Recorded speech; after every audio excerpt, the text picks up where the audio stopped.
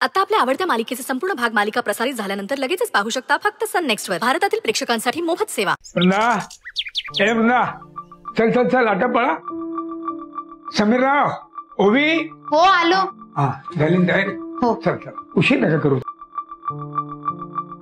बाबा तुम्ही?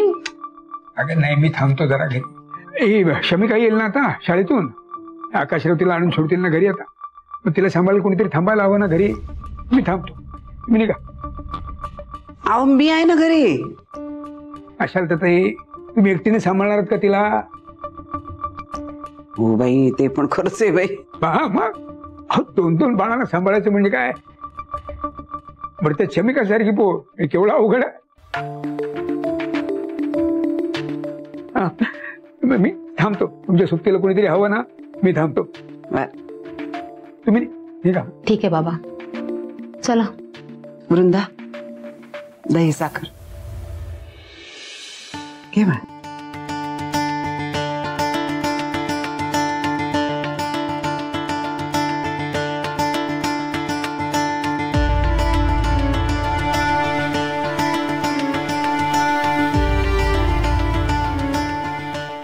बर्फीसाठी चाटण बनवून ठेवलंय हा मी ओट्यावर, आणि तिची औषधं पण माझ्या खोलीत कपाटात खालच्या घरात आहे। ओवी, सकाळी कपडे धुतलेत ना तिचे, चांगले व्यवस्थित घड्या करून ठेवलेत हा, आणि तिच्या डॉक्टरांची फाईल पण नेहमीच्याच ठिकाणी सापडेल तुम्हाला। का ग, दवाखान्यात न्यायचंय का तिला? नाही। मग फाईलचं सांगतेस ते? नाही तसं नाही, पण सांगून ठेवलं।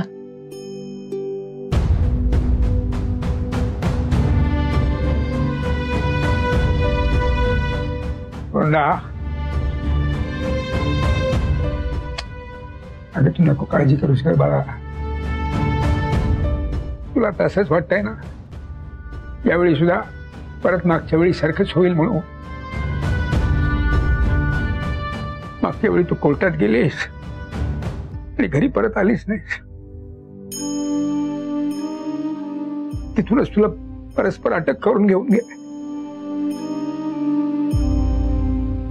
पण यावेळी तसं काही होणार नाही, काही होणार नाही। आणि आम्ही आहोत ना, आम्ही आहोत काळजी घ्यायला, काळजी नको करूस तो। हे बघ, अजिंक्यराव आहे तुला सोडवण्यासाठी, लक्षात ठेव।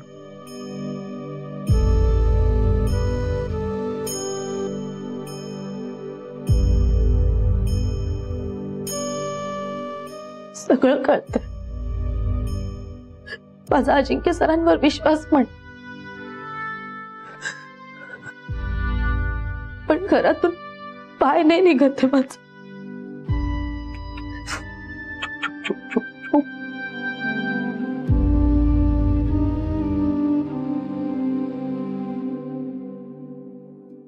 वृंदा, तू बोललीस ना तुझा विश्वास आहे, मग खरंच काही होणार नाही। चल तू। ताई, अगं आम्ही आहोत सगळे तुझ्या सोबत। नको काळजी करूस का तू, माझा आशीर्वाद आहे तुझ्या सोबत। हो बाई, फक्त डोकं शांत ठेवायचं, कळलं ना? येणार तू घरी परत येणार ग। बर्फीची काळजी घे। हो,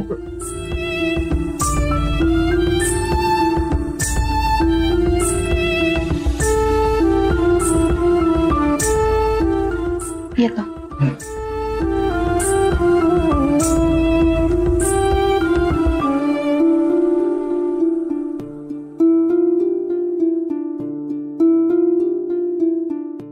त्र्यंबकेश्वरा, आशीर्वाद असू दे तिच्या पाठीशी बाबा।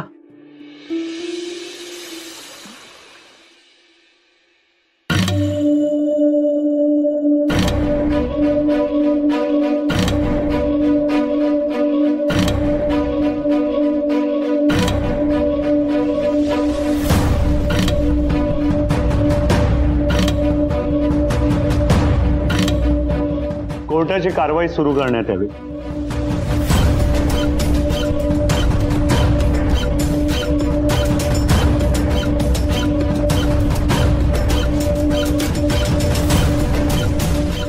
मायलॉर्ड, या केसमध्ये इन्व्हेस्टिगेशन करत असलेल्या पोलीस अधिकाऱ्यांविषयी मी आधीच संशय व्यक्त केला होता. मी विनंती करतो मला त्यांची पुन्हा चौकशी करण्यासाठी परवानगी मिळावी. परवानगी. इंस्पेक्टर प्रवीण सावंत हाजिर हो.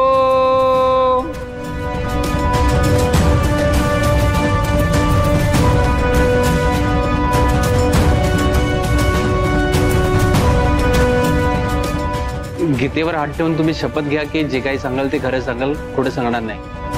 मी जे काही सांगेन खरं सांगेन, खोटं सांगणार नाही.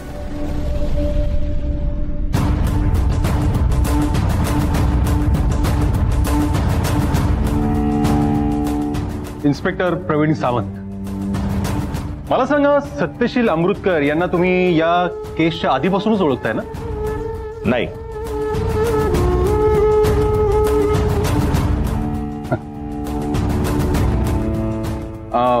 ते पंचवटीचे नारायण आत्रे, त्यांना ओळखत असाल नाही तुम्ही?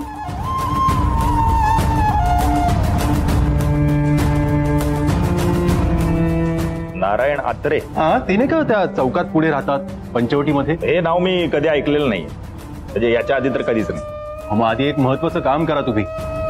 सगळ्यात आधी त्यांच्या घरी जा आणि एक छान मस्तपैकी चहा पानाचा कार्यक्रम करा. का? ज्यांना मी ओळखत नाही त्यांच्या घरी जाऊन मी चहा पाणी कशाला घेऊ? चहा पाणी घेण्याकरता एखाद्या व्यक्तीला आपण ओळखलंच पाहिजे असा काही नियम नाही आहे. म्हणजे आमच्याकडे एक सीसीटीव्हीचं फुटेज आलंय. त्यामध्ये तुम्ही सत्यशील अमृतकर यांच्या घरी जाता येताना दिसताय.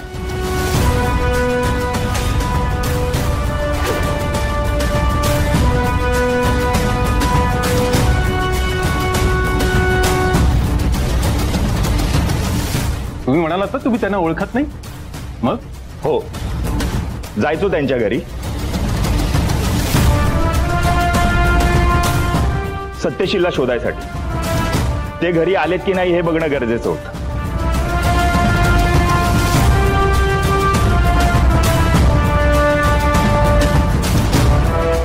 आणि तुम्ही त्यांना फोन पण करायचा? हो, केला होता फोन.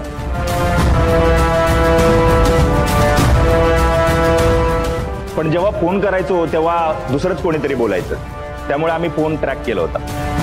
अच्छा. पण तेव्हा फोन स्विच ऑफ दाखवायचा. त्यामुळे आम्ही सत्यशील अमृतकर यांच्या घरच्या फोनवर फोन केला होता. ठीक आहे, थँक्यू. येऊ शकता तुम्ही.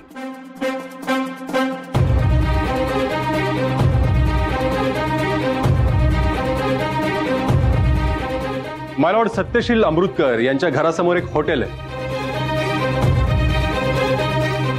त्या हॉटेलच्या मालकाला इथे बोलवण्याची मला परवानगी मिळावी. परवानगी.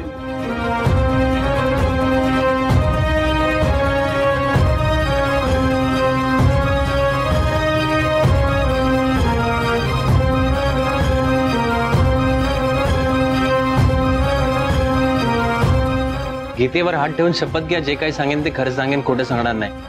जे काही सांगेन ते खरं सांगेन, खोटं सांगणार नाही. नमस्कार. नमस्कार. तुमचं हॉटेल यांच्या घरासमोर आहे? म्हणजे एक्झॅक्टली समोर नाहीये, थोडंसं बाजूला. नाही, हरकत नाही ना. मला सांगा, यांच्या घरून तुमच्या हॉटेलमध्ये बऱ्याच वेळा जेवणाची ऑर्डर यायची? हो, आल्यात. किती माणसांची ऑर्डर यायची? साधारण 3-4 माणसांची ऑर्डर यायच्या.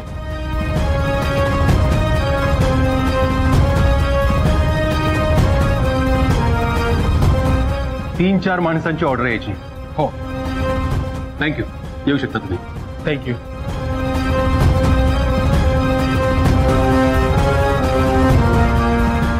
माय लॉर्ड, सत्यशील अमृतकर यांच्या घरी एक नोकर काम करतात. ते आज इथे कोर्टात उपस्थित आहेत. त्यांना इथे बोलवण्याची परवानगी मला मिळावी. परवानगी आहे.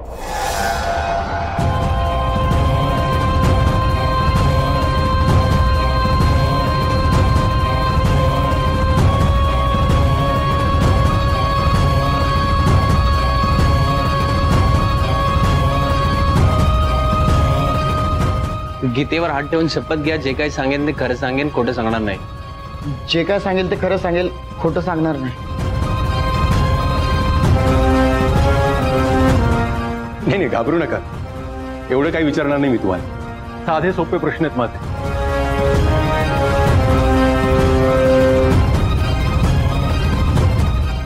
मला सांग, सत्यशील अमृतकर यांच्या घरी तू नोकराचं काम करतोस? हो. मग तुझे साहेब घरी नसताना तू काय गाव जेवण घालतोस? म्हणजे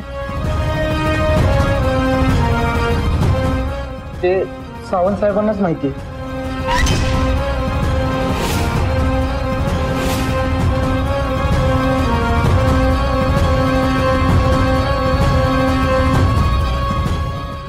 सावंत साहेब घरी यायचे आणि जेवण मागवायचे.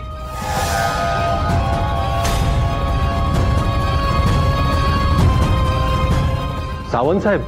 हो.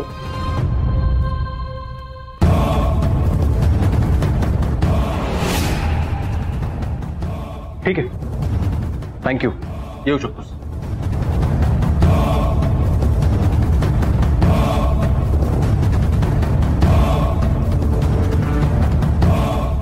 माय लॉर्ड, पोलीस अधिकाऱ्यांना मला पुन्हा काही प्रश्न विचारायचे आहेत, त्याकरता परवानगी असावी.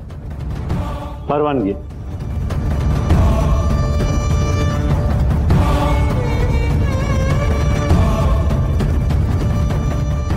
सावंत साहेब, सत्यशील अमृतकर यांचा एवढा मोठा बंगला तुम्हाला काय फूड कॉर्नर वाटला का? म्हणजे? अहो, म्हणजे ते घरी नसताना तुम्ही त्यांच्या घरी 3-4 लोकांसाठी जेवण मागवत होता का? मी समजू शकतो तुम्ही स्वतःसाठी काहीतरी ऑर्डर केली आहे, माणुसकी खातर त्यांच्या नोकरासाठी तुम्ही काहीतरी मागवले, पण अजून 2 डिश त्या कोणासाठी मागवल्या?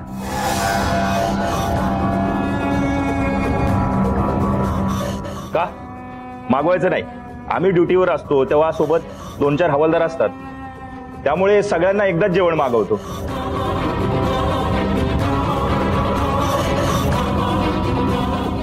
मुळात जेवण मागवणं ही चूक आहे का?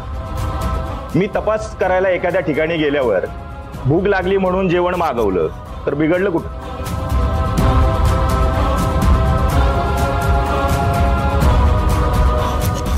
आम्ही पोलीसवाले 24 तास ड्युटी करतो, तेव्हा जिथे जागा मिळेल तिथे बसून ऑर्डर मागवतो आणि जेवतो. त्यात हरकत काय?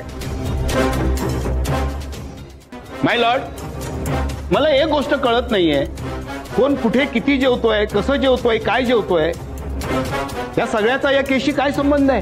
संबंध आहे माय लॉर्ड. मला एवढंच सांगायचंय की हे जे चाललं होतं ना, जेवण ऑर्डर करणं वगैरे वगैरे, हे सगळं सत्यशील अमृतकर आणि पोलीस अधिकारी यांच्या संगनमताने चाललं होतं, एवढंच सांगायचं होतं मला. जज साहेब, हा आरोप मला मान्य नाहीये. मुळात माझा आणि सत्यशील अमृतकरांचा काही संबंध नाही.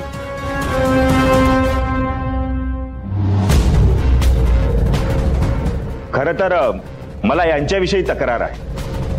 हे अजिंक्य आणि तो समीर दोघं बेकायदेशीरपणे भर रस्त्यात अडवून माझी चौकशी करत होते.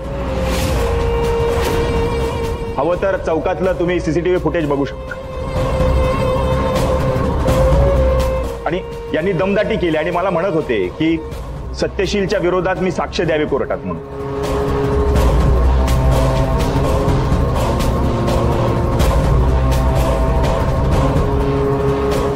आणि त्यांचं असंही म्हणणं होतं की कोर्टात मी सांगावं की सत्यशीलने फोन केला होता आणि मला वाचवा म्हणत होते म्हणून.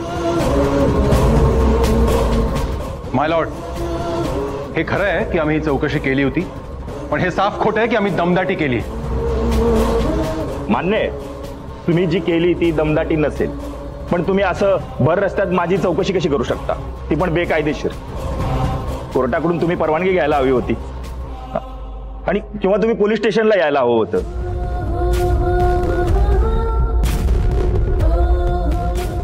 जज साहेब, अजिंक्य मांडलेकर कायदेशीररित्या माझ्याकडे चौकशी करायला आले असते तर मी नक्कीच त्यांना सहकार्य केलं असतं. ॲडव्होकेट अजिंक्य मांडलेकर, तुमच्यासारख्या प्रतिष्ठित वकिलाकडून हे असलं वागणं अपेक्षित नाही.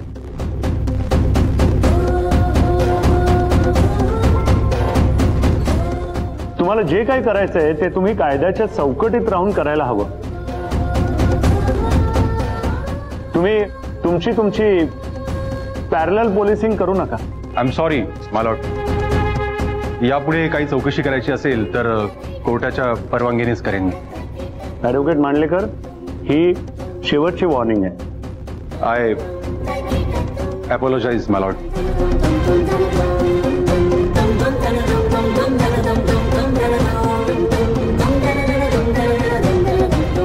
माय लॉर्ड,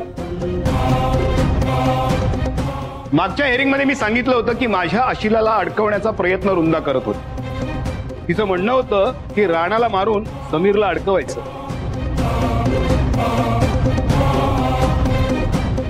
आणि मग तिला सत्यशील सोबत लग्न करायचं होतं. त्याचा यांनी विरोध केला. रुंदाचं म्हणणं होतं की असं काही झालं नव्हतं.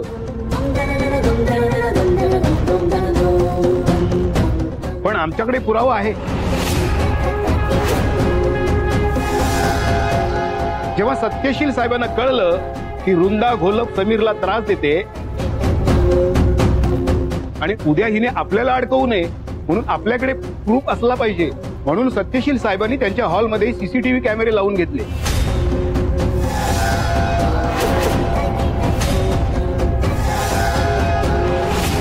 त्याचं फुटेज माझ्याकडे आहे.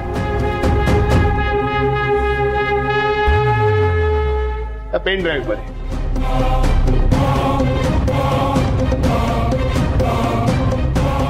माय लॉर्ड, हा पुरावा तपासण्यापूर्वी मी विनंती करतो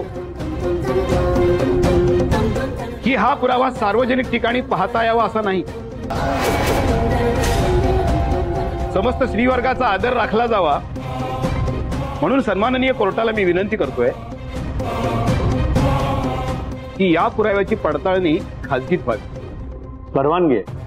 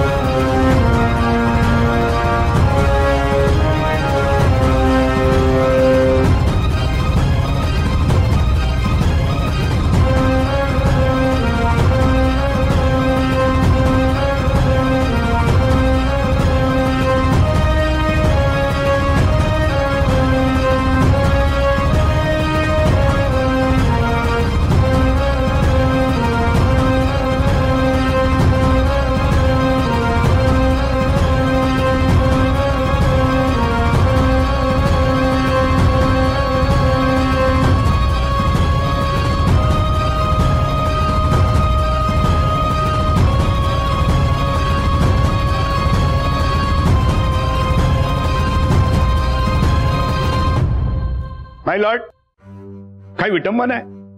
फक्त स्त्री असल्याचा फायदा घेऊन आणि सहानुभूती मिळवत कुणीतरी एका गृहस्थाला अशा पद्धतीने गोवू पाहते. माय लॉर्ड, तुम्ही प्रत्यक्षात पाहिलं, वृंदा थेट सत्यशीलच्या घरामध्ये जाऊन त्यांना शरीर सुखाची ऑफर केली.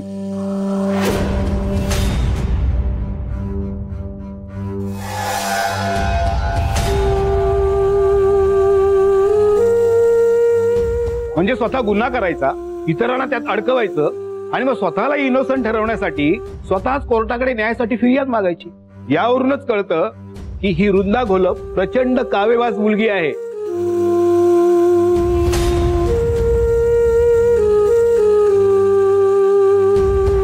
तिला राणाकडून जे सुख मिळत नव्हतं ते सत्यशीलकडून हवं होतं. तिला सत्यशीलचा पैसा दिसत होता.